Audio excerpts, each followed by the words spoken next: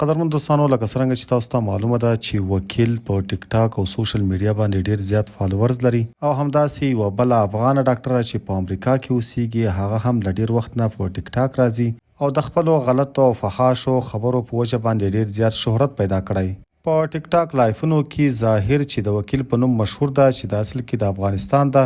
او نن سبا په بلجیم کې اوسیږي هغه هم په ټیک ټاک باندې د خپلو سپکو خبرو او کنځلو په وجه باندې ډیر زیات مشهور دی. وکیل او ډاکټر فوزیه مخکې لایف نه راتلل خو اوس دوی دواړه یو ځای شوي دي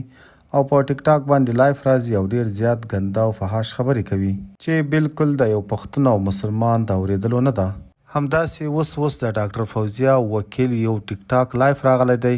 چې په هغه ټیک ټاک لایف کې وکیل په ډاکټر فوزیه ته پنشمنټ ورکوي او په هغې باندې ډانس کوي چې د همدغه ډانس په دوران کې له ډاکټر فوزیه څخه پرتوګ غورځېږي او پل بربنډېږي. ملګرو، زه عموما د ټیک ټاک لایفونه نه ګورم خو اوس دغه د ډاکټر فوزیه او وکیل د لایف لینک چا راسینډ کړ نو چې ومې کتل وکیل او ډاکټر فوزیه په دغه لایف کې هغه ګنده او فحاشې خبرې کوي چې بالکل د اورېدو نه دي.